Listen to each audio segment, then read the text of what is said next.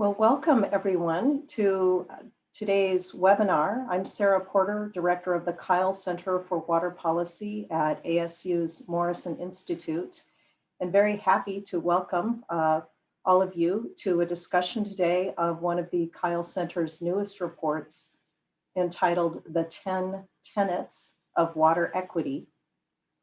With me today is a very distinguished panel, and I'm really excited about today's panel because it's a little different from the water panels that we usually encounter in water discussions in Arizona.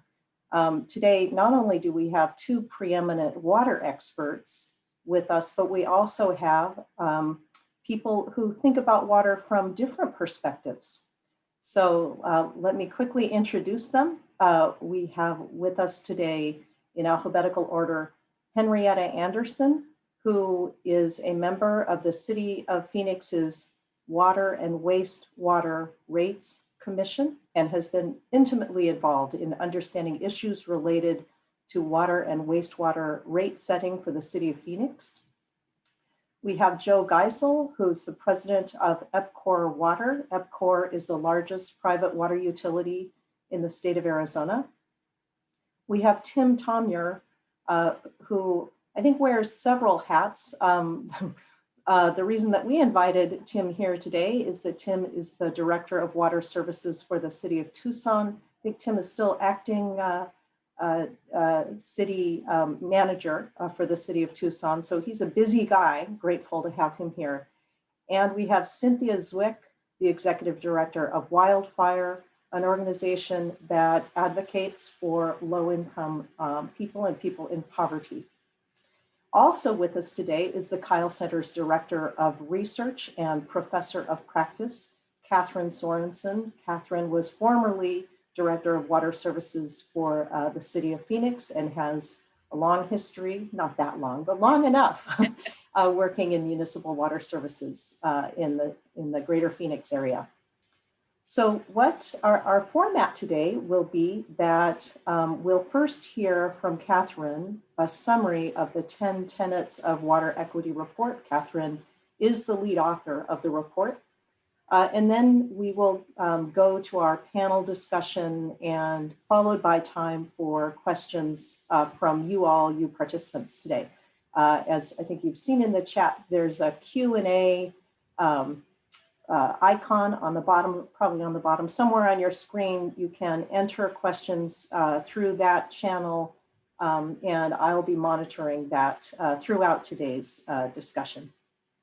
So let's start now with Catherine, who will give us a quick summary of the report. Good afternoon. Thank you so much for joining us today. Water equity is an incredibly important topic in this country and really across the globe. Water equity occurs when all communities have access to safe, clean, affordable drinking water and wastewater services. There are many issues related to water equity that have been highlighted by the COVID-19 pandemic. Of course, the delivery of safe, clean water is the foundation of public health. And the pandemic has brought this stark reality into focus for many. Of the issues related to water equity, of course, the most serious is that there are millions of people in the United States, not to mention hundreds of millions across the globe, people who live on Indian reservations, in colonias, homeless on the streets, in other landscapes and elsewhere that lack ready access to safe, clean running water. The Kyle Center report, the 10 Tenets of Water Equity, addresses equity issues within a community water system, but does not address how to develop a community water system where none exists. The first tenet was really carefully crafted to acknowledge the stark reality that without a functioning community water system, there is no water equity. And of course, a functioning community water system involves enormous operating and capital expenses. There is no water ferry, there is no free money tree, Someone must pay for the community water system. At their heart, conversations about water equity really are about exactly this. Who should pay for water? How much? Under what conditions? These are difficult questions, and there is no right or wrong answer to these, only trade-offs that themselves are quite difficult and that each community must consider. The Kyle Center report on water equity really explores the tensions between the aspiration of providing safe, clean, reliable water supplies, reliable wastewater services to members of a community versus the realities of operating and financing a community water system. That's the subject of our panel today, and we hope that you enjoy the conversation. Thank you. Thank you, Catherine. And good to see all of our panelists coming back on video. I'd like to start with a question for Cynthia, and that's simply to ask Cynthia, you reviewed the report. I'm interested in hearing what particularly resonated for you in the 10 Tenets report.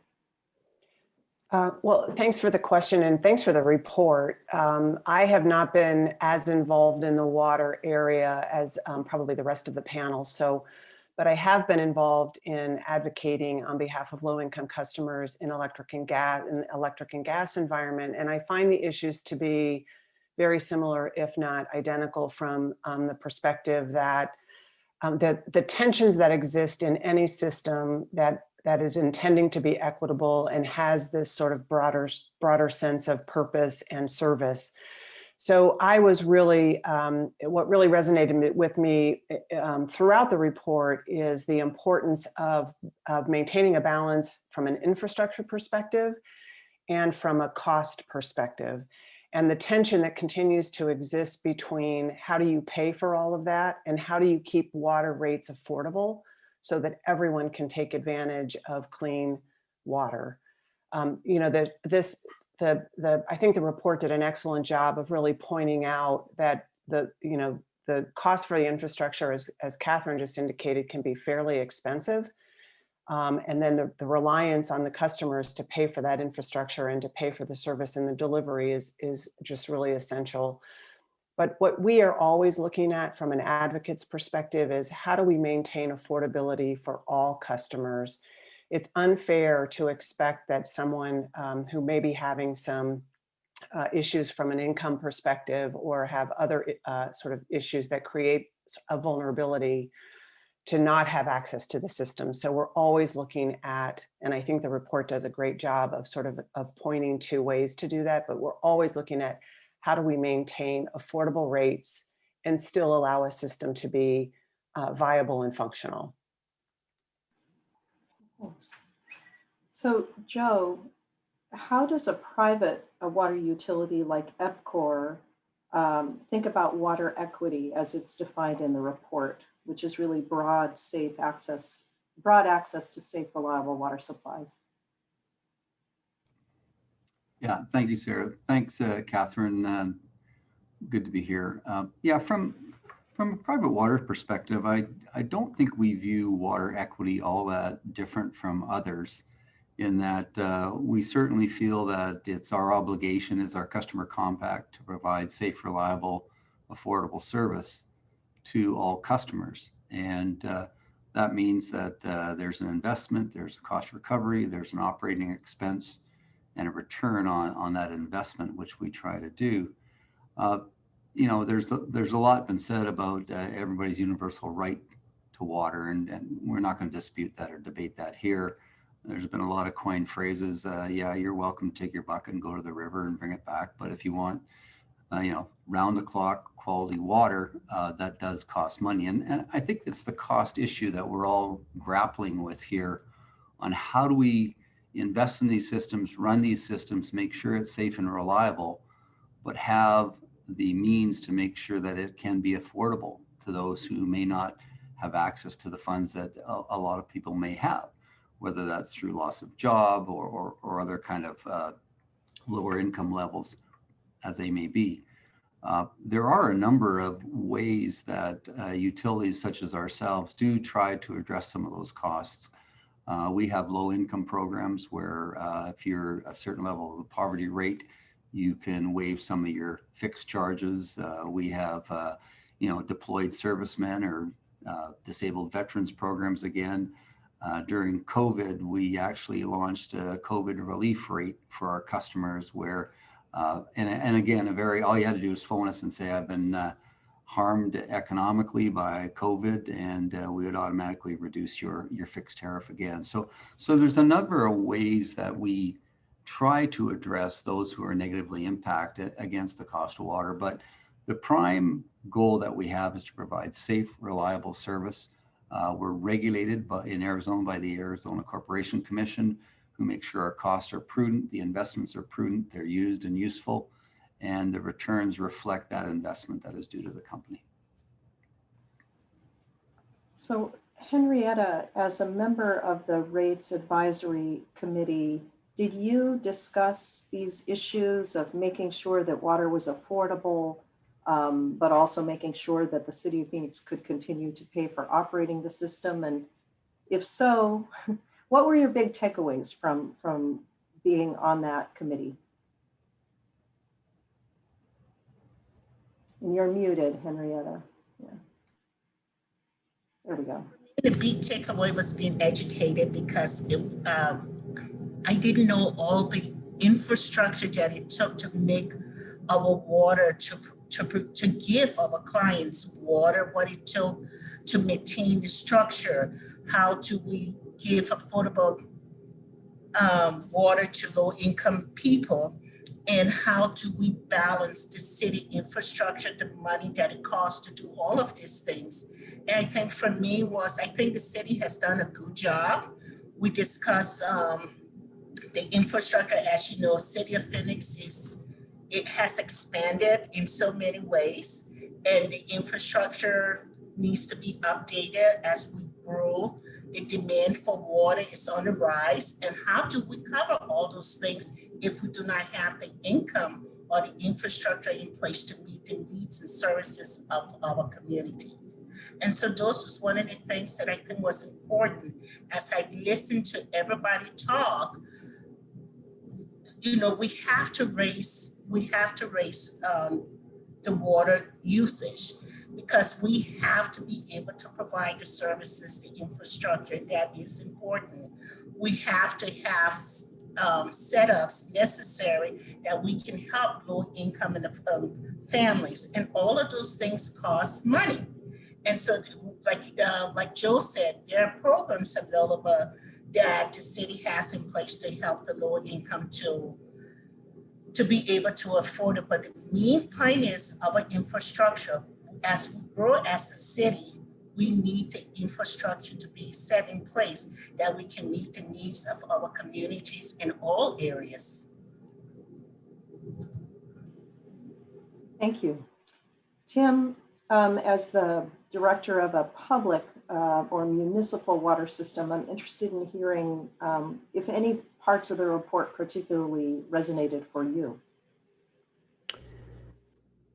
Yeah, all of the report resonated on some level. The one that the tenet that I'll focus in on is tenet number 6. The customer assistance programs are essential, and I think we would all tend to agree that there's different levels of affordability, both on the rates that you charge and people's income and ability to pay.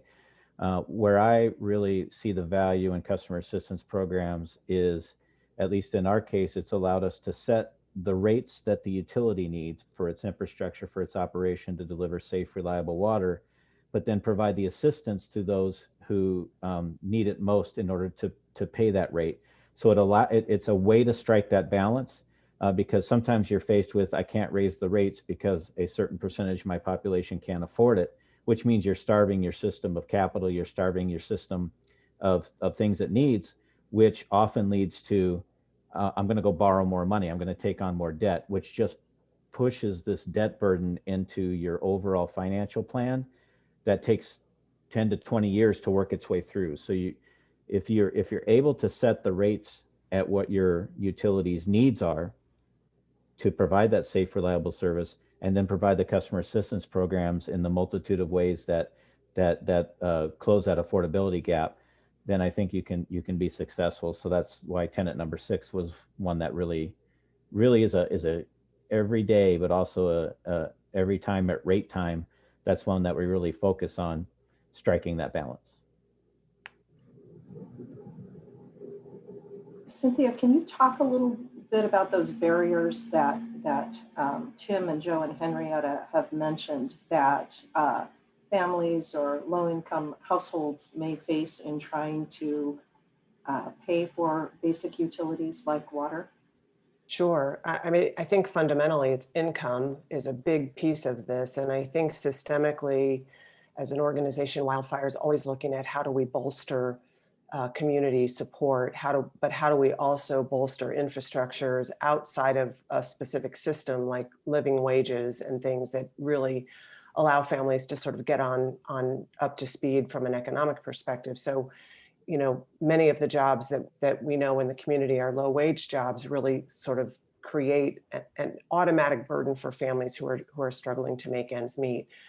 I think the other kinds of burdens we see are when you mentioned in the report some discussion about fixed rates and how the fixed rates or the fixed fees are starting to become greater and greater for many companies, which creates an undue burden for an individual, for example, customer who is really trying to conserve water, who's really trying to do the best they can, save money, save water. Increasing those fixed rates can be really difficult to overcome since they don't shift and you're paying for those on an ongoing basis. I think the discounts that Joe spoke to are essential. Every now and then there are going to be families who can't pay their water bills and really need some support in being able to do so that they don't struggle in more ways. I think also looking at sort of the discount programs, but also the assistance. And I know many of the companies have discount rates in addition to sort of bill assistance programs. I think all of those things are important. So I think looking at the sort of the whole package of what's available to help a customer overcome some of the barriers that they face.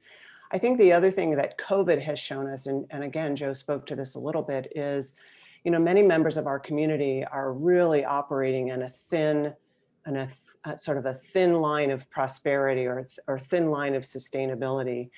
And an event like the pandemic really strips away some of the reliance and strips away some of the flexibility that a family may have under normal circumstances. So I think we also have to be looking not just day to day, how do we keep rates affordable and what are the programs that we can put in place, but longer term, what are the systems that we can be really advocating for change, and how do we change some of those systems so we don't get into another situation where we have these massive and long-term negative financial impacts that will affect the customers. Cynthia, if you don't mind me asking just a quick follow-up question. As you know, utilities in general do not know who their customers are, intentionally so, because utilities want to treat everyone very fairly. And they often do not know the reasons why customers are not paying their bills, whether that's intentional or because of hardship or other issues. I'm curious, and because you've worked in this space for so long, in your experience, when people are unable to afford utility bills, does it tend to be because of persistent poverty or because they have a moment of particular hardship, medical, job loss, or otherwise, that interrupts their ability to pay? It's actually both. I mean, we see both of those things here in Arizona, definitely here in the Phoenix, Maricopa County area.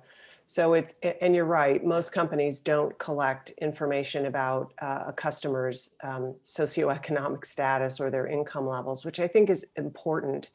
But there is a lot of information companies have about who has struggled in the past, you know, sort of what the trends look like, if there's been a pattern of inability to pay. But to your direct question, Catherine, I think it's both. There are families that are living in sort of chronically poor families, and there are families who have come through an event like the pandemic or a job loss that has just rendered them unable to really thrive at the moment and really struggle to pay bills. It's a mix.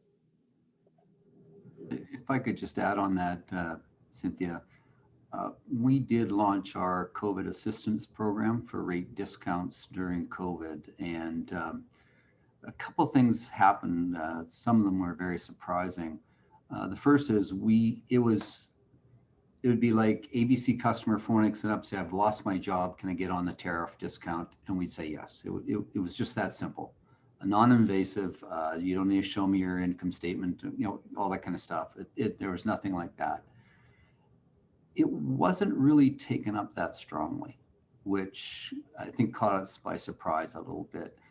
But what was taken up very, very strongly was the non-discount for non-payment programs. And, so we have a typical accounts receivable balance longer than 60, 90 days of X. It was probably up 10 to 20X. That's how much it increased for the non-turnoff for non-payment. So we had a lot of people just naturally not paying. So the pain was a lot greater than our discount program showed, which the discount goes away. The non-payment just builds, unfortunately, and then there's an accounts receivable that has to be cleared somehow down the road. So it was quite surprising how little it was taken up, given that we wanted to make it available to all customers who were impacted, and yet it wasn't as taken up as strong as we thought. So in a nutshell, you were finding that customers were taking advantage of the program that gave them a bigger grace period for paying their bill, but not taking advantage of the program that would give them long-term reduced rates. Is that right? That's correct. Yeah. Yeah, and I think I don't think that was unusual, Joe, across utilities during this pandemic. But I think there's probably a couple of reasons for that, and I would really be interested in hearing from Henrietta, who probably has a different perspective than mine. But I think there's a couple things. One is I'm not sure everyone is as aware as we would like them to be of the services that are available. And even though I think companies do a great job of publicizing some of those programs, I don't think the uptake or the information is necessarily present for a lot of families. I also think even though there were many people who struggled through the pandemic, not all of them saw themselves as eligible. So even though they were struggling, I think many of the families we spoke with said, this is temporary, I'll be out of this in a matter of months. And so there wasn't a need sort of to go directly and seek that assistance. And I think the other thing that we saw a lot of during this time was that there were people who felt others needed the assistance more and that it was kind of a finite opportunity. And so they were really taking their time to apply because they knew other people probably needed the assistance more than they did. So I think there's a variety of reasons why you may have seen the outcomes that you did. And Catherine, I do agree with you. When I spoke to a couple of my neighbors, some of my neighbors stated to us that they were able to make some payments, and those who really needed it, like people with large family who the parents had moved in with them, those were the people who really needed the help. And on the other end, a lot of people were not aware of City of Phoenix had programs that they could use to help them. So education is important for us to be able to reach everybody across the spectrum to say, hey, these are the services that are available that you can reach out to help you pay your bill. Some, again, people were proud. They didn't want to feel that they were a token of the government. And so that was one of the things to consider.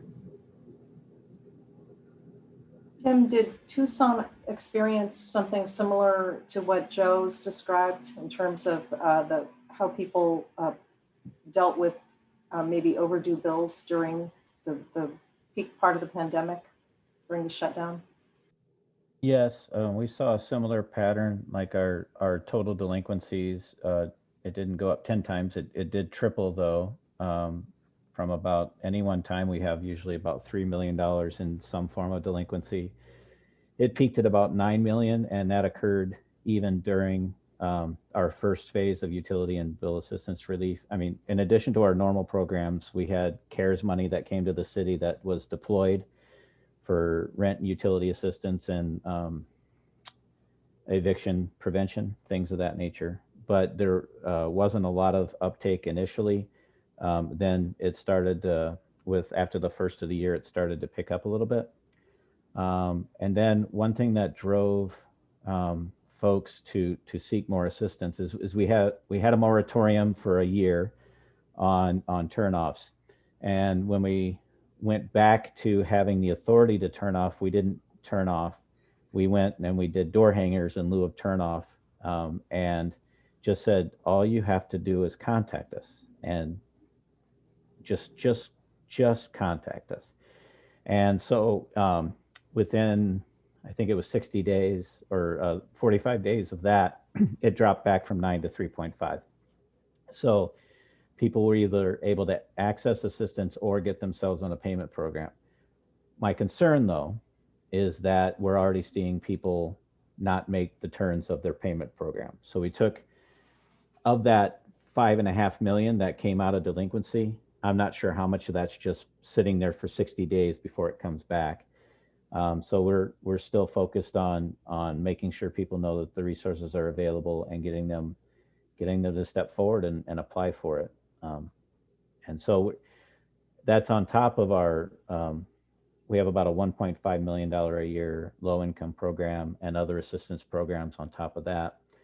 But so we've seen some uptick of people taking, COVID might have been the trigger to them to recognize that there's resources available even in non-COVID times, and that we want you to take advantage of that.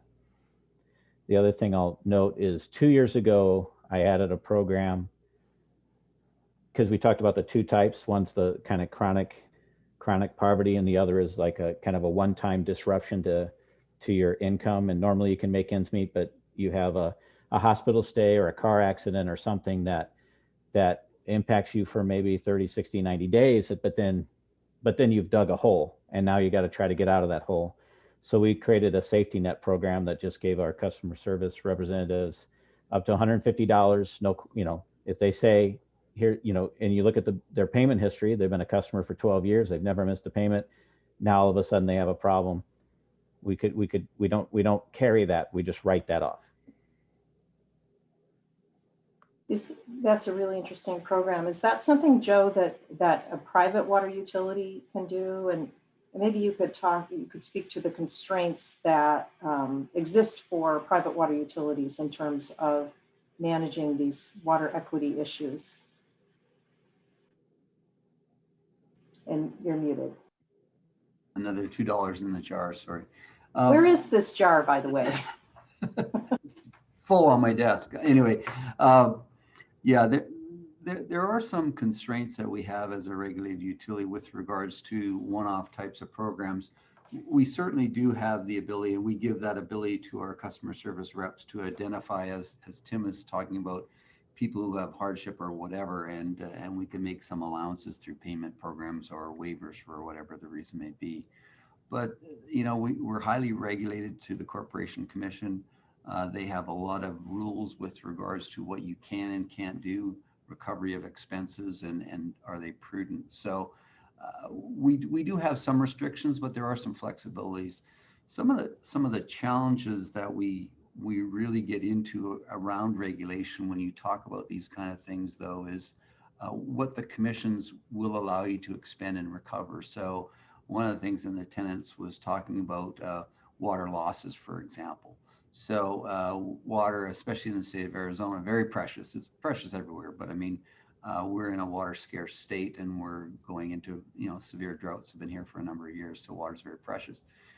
And so when we have losses or leaks and that kind of thing, we're allowed and we're mandated by the commission to repair our infrastructure and upgrade our infrastructure so losses are no more than 10% on any of our systems around the states. Now, 10% water loss is a lot of water loss, but it's also the cost of that water that you've been producing that is still leaking out. So, one could argue that, well, we should go to zero. But that wouldn't be recoverable. It wouldn't be considered prudent. And obviously it would be reflected in rates. So we have to be very cautious on how we invest and what we invest and what we can recover. In addition to that, it was mentioned, I think Henrietta said she get a much greater understanding about the infrastructure and the costs and all that kind of stuff to make sure it is reliable. One of the challenges we face is that we have ongoing maintenance and upgrade programs to our infrastructure to avoid line breaks, for example. Tim will tell you that it's a lot less expensive to repair on an ongoing basis when you start to see something with a leak, rather than wait till you have a large main break and then you're going to wash out. The costs are multiple times. So we have ongoing programs like that. And those type of programs, sometimes regulators look at that and they kind of look at you a little bit like, you sure you really need to do that? It wasn't broken. Well, it wasn't broken, but it was leaking, and it was going to be broken very shortly. So those are some of the restrictions that we face when we're trying to balance the costs. Nobody likes rate increases, ourselves included. But if we need to make an expense or capital expenditure to do something, we need to get recovery as well. And that leads to kind of an interesting question. In the case of private water utilities in Arizona, they are regulated by the 5 elected members of the Arizona Corporation Commission. And in the case of municipal, or in other words, public water utilities, they tend to have rates set by an elected council. And I'm really interested in hearing what all of you feel about this. Does this work? I'd like to start with Henrietta, who you had, I think, a really interesting experience that you came in as a person who lived in Phoenix. You volunteered, I'm sure you were recruited to learn a lot about how a water system works and is paid for. And then you came to a rate recommendation decision, but in the end, it was the elected members of the Phoenix City Council to approve a recommended rate increase. Do you feel, does that work? And does the Water Services Department do enough to educate the public and even educate council members about the issues that you really had a chance to learn about in depth? If somebody's still learning and will continue to learn, the water department did an awesome job in doing the research and trying to educate the public as the reason why we needed the rate increase.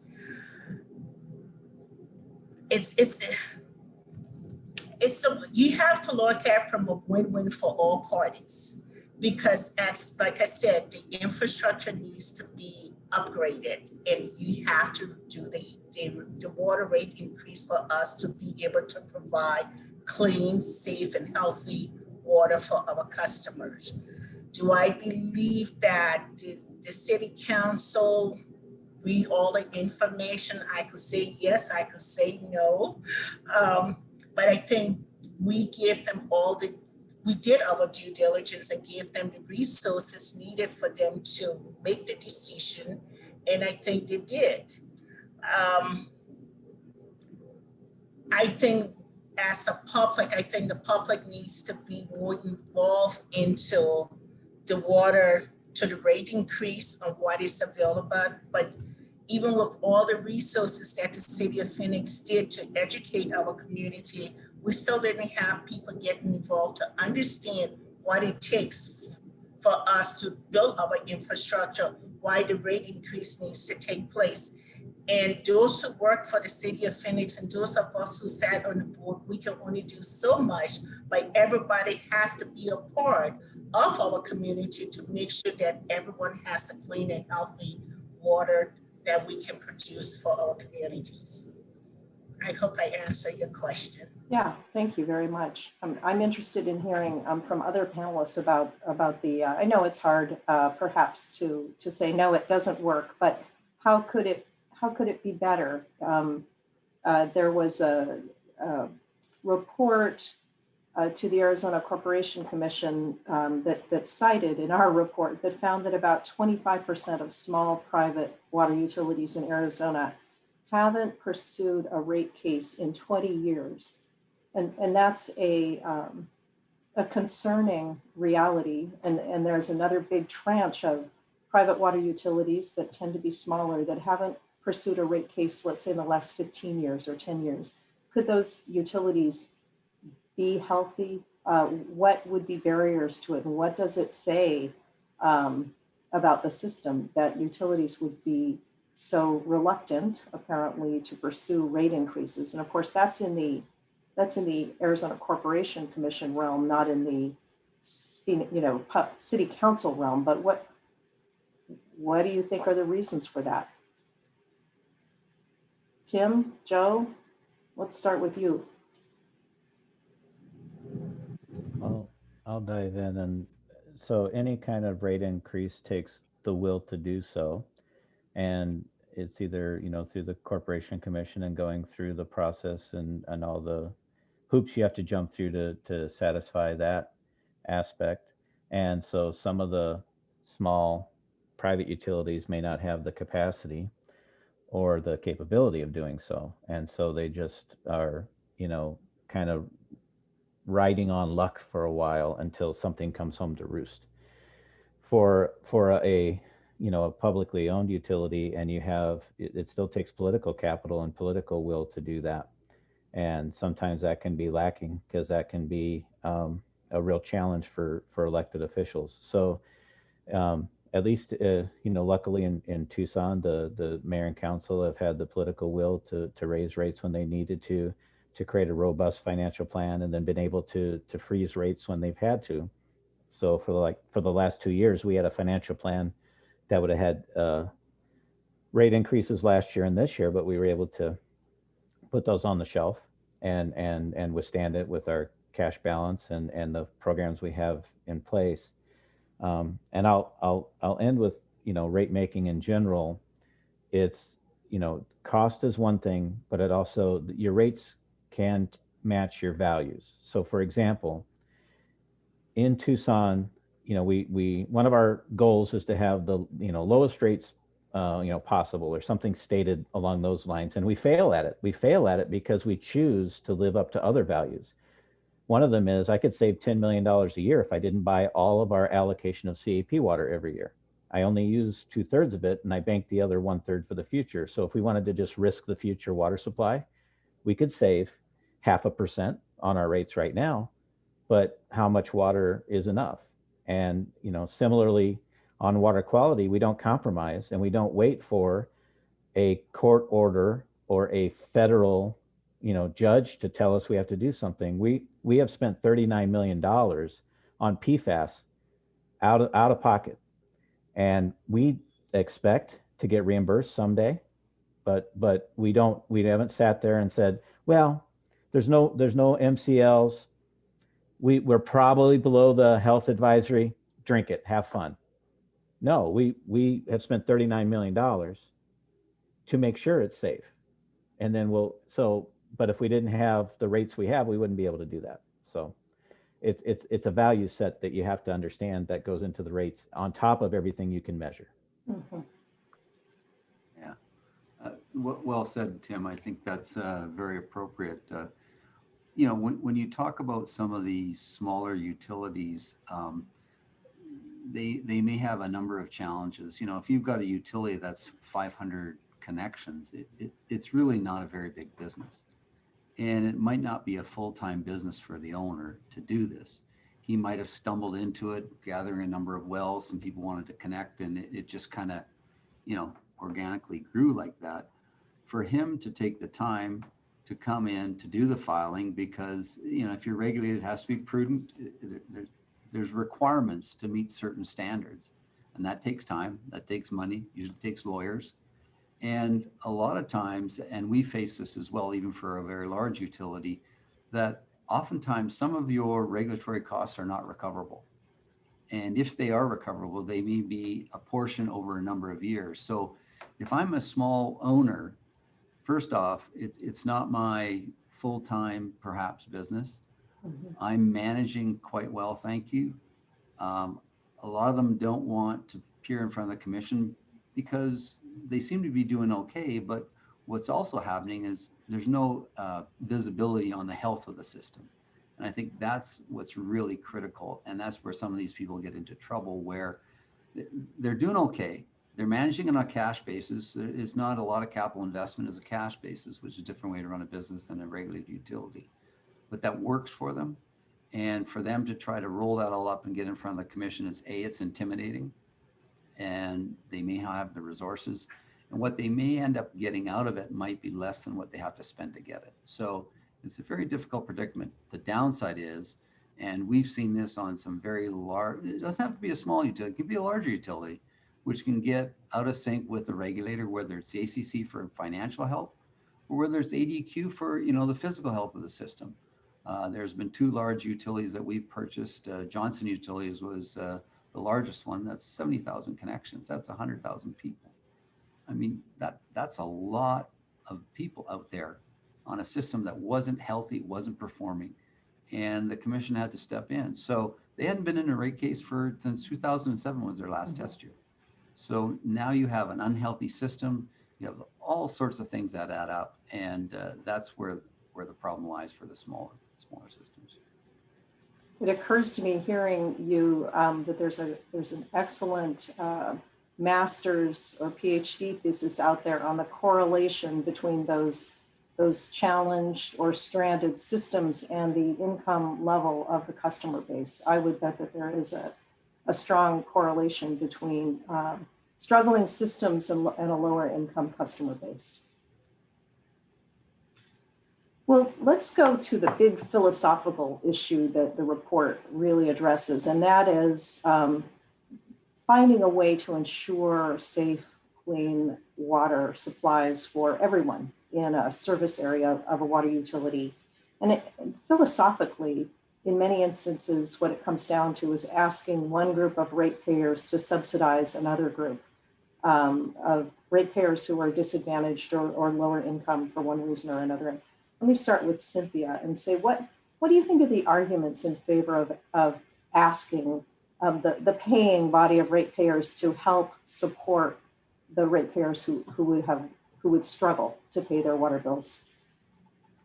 Well, as someone who's at making that ask all the time, I support the ask. I think until we have an economy and an infrastructure that really helps everyone and ensures that everyone can, make ends meet, I think there has to be a system in place that acknowledges that there are some among us who are struggling and who cannot pay their bills on a regular basis or even an infrequent basis.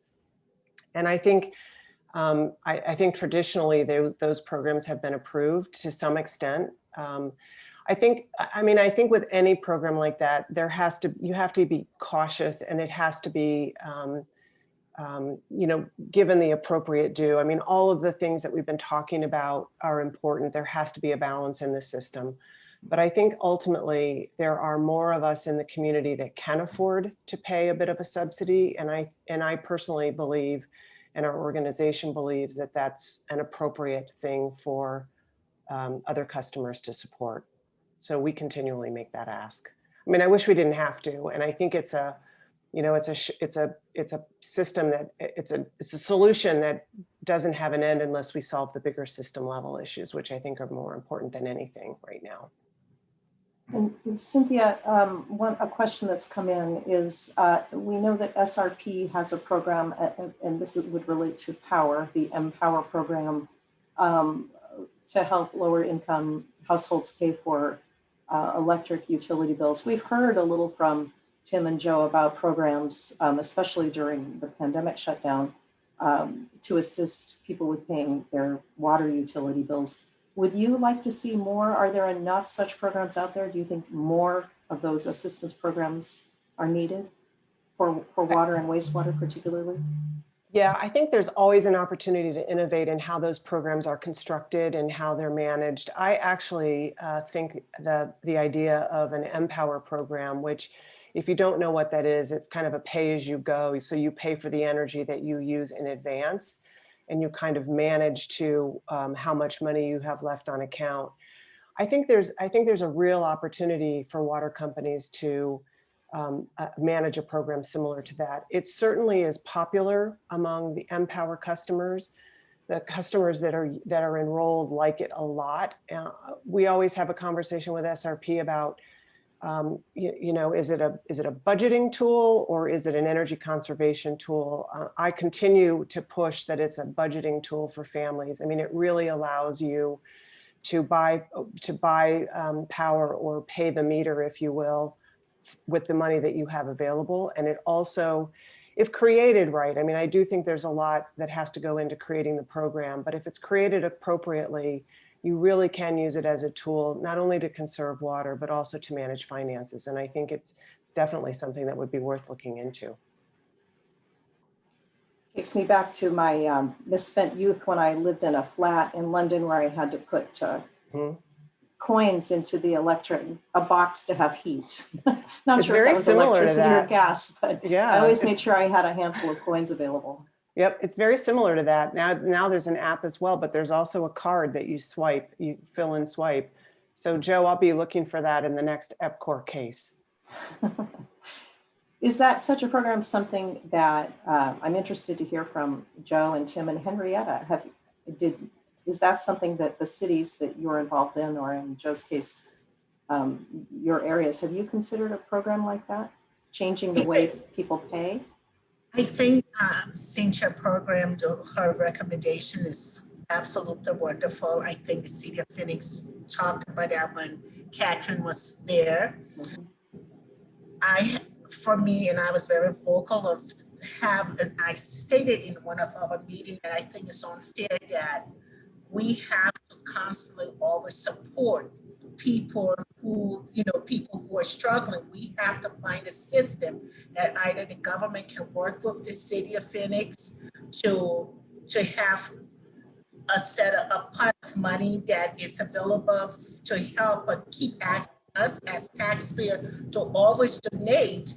I don't think it's fair, but I think we need to come up with the empowered system for the water, because then you manage how much water you use. If you're constantly asking for help and we're constantly giving it, you don't manage what is available because you know someone will always be there to give you help. We all have to take responsibility at some point.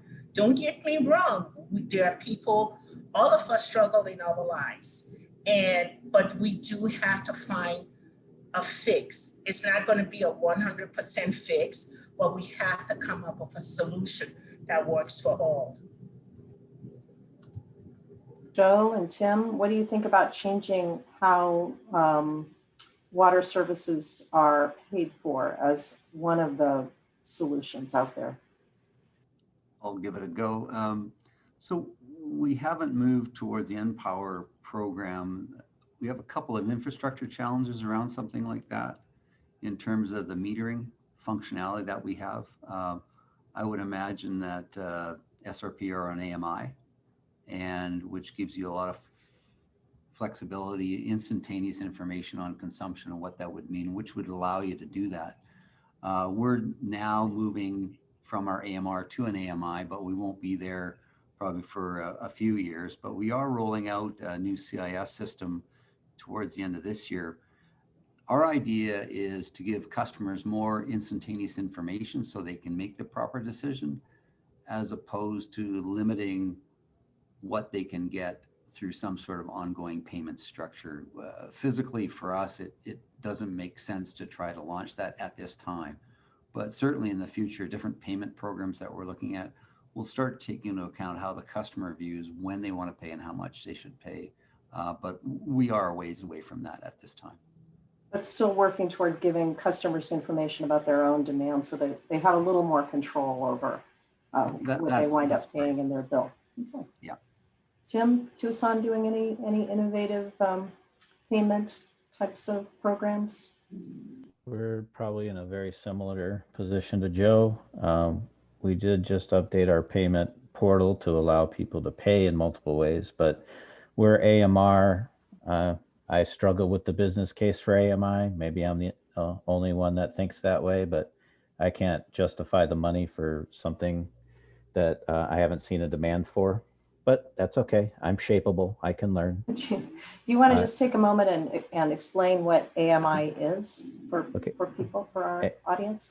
AMI advanced metering infrastructure as opposed to AMR automated meter readings. So we're on a system right now where we still have trucks rolling around picking up signals from, so we don't open your valve box every month, but we do drive by. AMI would be either cellular or a fixed network, whereby we could get real-time signalization and report that to you. And it can be one way where we just collect data and you can get it on your phone and know where you're at, or it could be two-way where we could actually turn on and turn off or do things like that. We are not there, and I'm not sure when we would go there because it costs money to get there as well. Yeah, Tim's correct. The business case to do a complete AMI conversion all at once just doesn't hold together. Our conversion over to AMI will be as we rotate meters. Our meters typically have a shelf life 10, 12 years kind of thing. So if you look at that normal change out and rollover, we're talking about that kind of time frame to get it all deployed. And we think some of the functionality will be welcomed by customers, especially for account and consumption management. Just in time for some new technology to be I'll add real quick to that. Sorry. If I charged a monthly bill like our power company did, I'd be happy to give you AMI. I'll walk around and do it. I'll hand you your bill. I'll talk with you. I'll just do one-on-one personal service for every customer if I could charge what the electric companies do. And what you're really saying, Tim, is that water is quite affordable in comparison with some of the other utilities, in comparison with power at least. Yeah, my summer bill is 10% of my power bill, or 25% of my power bill. I do want to just add, going back to the Empower program, I do think it began prior to AMI meters being installed throughout their service territory. So there may be, I'm not giving up on that option at this point. Okay. Thanks, Cynthia. Again, here's an opportunity for a brilliant engineering student to come in with some sort of bridge technology that's somehow between AMR and AMI. So we can only hope that one of the Fulton School engineering geniuses will find some way to make this happen. So we kind of talk, when we're talking about metering, we're talking about a solution that is probably a bigger solution for urban areas where people live close together and you have a lot of customers more concentrated. How are these issues different in places where communities are more spread out? Is it more difficult to tackle that balance between the cost of water and infrastructure in, let's say, a rural area where homes are very spread out? We might even be thinking about people living on tribal homelands, or even in colonias where the infrastructure is really different. How does the infrastructure issue complicate creating water affordability in those areas? I think the challenge you have with sparsely populated areas that are dispersed is the infrastructure is so expensive to tie together one distribution system. It just really is very, very difficult from a financial perspective. We find in rural districts that, it's typically a well and maybe a couple of people connected to a shared well, as opposed to the system that we take for granted here in some of the metropolitan centers. But we don't serve a lot of rural areas. Most of our districts are maybe a small town or a large municipal area, but that's what we find, especially when you go on to some of the native lands, and which are very challenged. We're a Canadian-owned company, and we do a lot of work on First Nations reservation work, and that is a huge challenge because they are dispersed, low populations, and to try to put in infrastructure for proper treatment of those systems, it's just prohibitively expensive. And unfortunately, what that leads to is not a good level of service or quality of water. And Sarah, I would add just really quickly that, for the most part, water utilities socialize costs across their customer base. And there are different degrees of that. There are different ways that it's done. But basically, the people who are customers of a community water system, they all share the cost to some degree. And when you have a small population in a rural setting or elsewhere, that just means there's fewer people to bear the burden of those very high infrastructure costs. That is a real challenge here in Arizona, as you mentioned, within Native American communities, small rural communities, colonias, elsewhere. That's a hugely important topic. And it's very difficult to overcome that. If you don't have enough people to bear the cost of the system, it becomes very problematic to have a functioning community water system in the first place. That's a great point, Catherine. And, you know, from a regulated utility perspective here in the state of Arizona, we have probably 15 different water systems. And what we're trying to do, and those systems can be as small as 700-800 people up to tens of thousands of people. And we are trying to get through a consolidation of the systems, meaning that right now, each of those 15 systems stands on its own. So if you're the 700 connection system or you're the 30,000 connection system, you are regulated on your own. It's very inefficient, but what it does is exposes those people. If I have to put an arsenic well into a very small system, that's like a couple $1 million. And if I only got 900 or 1,000 connections to support that, you can see what's going to happen to those rates. They're just unacceptable. It's huge. If you can consolidate them all together, what you do is you can then spread those costs over a larger portion. We probably in Arizona, we have 240,000 different connections. It's a big deal if I'm spending, you know, several $1 million and amortizing that over a couple 100,000 connections versus a couple $1 million on 10,000 connections. It's just, you can understand the math. But then you get into how do you convert from individual systems to a consolidated system? Each one has their own rates and its cost causation. And when you try to consolidate and harmonize those rates, you have winners and losers. Some people's rates will go up. They don't like that. Others will come down. They really like that. And we were successful in consolidating our wastewater districts, 6 into 1. And the customers whose rates went up, they've taken us to the Supreme Court to challenge that decision by the ACC. So the subsidization, cross-subsidization is at a given point in time. But what we're trying to explain to people is, as part of a larger system, sooner or later, your system's going to break. Sooner or later, you're going to need refurbishment. And if you're part of a larger system, that'll be a lot less painful for you than if you're on a standalone system.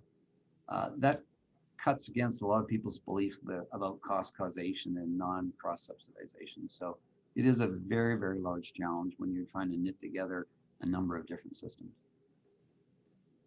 We only have a couple of minutes left, but let me just ask each of you panelists for your final comments about, and we'll start with Cynthia, and just to any final thoughts, and especially I'm interested, Cynthia, in hearing from you what you think is the direction that this discussion is headed. What do you see for the future, and any changes that you think are needed? Yeah, I think I see this becoming even more complicated as the future unfolds. You know, as I said, I think there are a lot of challenges that we face kind of as a community generally. And until we fix some of those things, I think we're just going to need to continue to innovate and figure out how to keep rates as low as possible and how to understand and really accommodate for families who are struggling to continue to pay their bills. I just think we have to acknowledge that that's going to be with us and really look to, you know, how can we best serve everyone in the community? I know that's not very specific, but I think all the programs we have and more are going to be needed. Your point is coming across loud and clear. Joe, any final thoughts about what direction this water equity discussion is going to take? Yeah, I think Cynthia said it best. It's going to just get more and more complicated. I mean, the systems across the nation are aging and they need a lot of refurbishment. And with that comes capital requirements, comes rates, whether it's the city of Phoenix, Tucson, ourselves, it doesn't matter, because the quality of water is what's critically important. And we've seen that through the pandemic, how important safe, reliable water services is. We've just been through a pandemic. We're not out of it yet. We're close. Can you imagine going through the pandemic without water? And I think that's where Cynthia is probably coming from. If there is a challenge, but quality of water, it's hugely important. And I think this has just emphasized how important it is. But there is a challenge that we're going to have to face about as we try to maintain these quality level of systems. What does that do to rates, and how we can look after those who are less fortunate and somehow make sure that the system can still remain healthy along the way. Thank you. Henrietta? We have a lot of work to do. We have to all work together as a team, as a community, with our city council and our representative to make sure that we provide a clean, safe, and healthy water for every communities and our younger generation and as generation to come. But we also have to make sure we have the infrastructure in place that we're able to provide the services needed for all, for us to have a clean and safe water. Thank you. And Tim? This is definitely a very hot topic, and across the industry, this is the third panel I've been on in the last 2 weeks, including an area in the Great Lakes and out east. So my hope is that we can identify those best practices, but also get more clarity and more participation at the federal level, because right now it's sort of everybody's trying to solve the problem for their own community, their own business. And in some ways we're proceeding at risk. We're only a lawsuit away from somebody challenging this or that aspect of it. So I think it's something that needs focused attention, and some clarity and some consistency would be helpful. Okay, thank you. Catherine, any final word? You jumped. No, other than a big thank you to the panel. I think it's been a fantastic conversation. Okay. Well, I want to thank the panel as well, and thank everyone who stayed and submitted questions. We tried to get to as many as we could. Thanks to you all. And as has been mentioned in the chat, this panel has been recorded, so it'll be available in perpetuity. So we hope that you'll, if you're a participant or if you're a panelist, you will forward the link to others so that more people can get involved in the discussion. So thank you, panel. And thank you to those who tuned in, and we'll look forward to future webinars. Thank you. Thanks Bye-bye. very much. Stay safe. Bye now.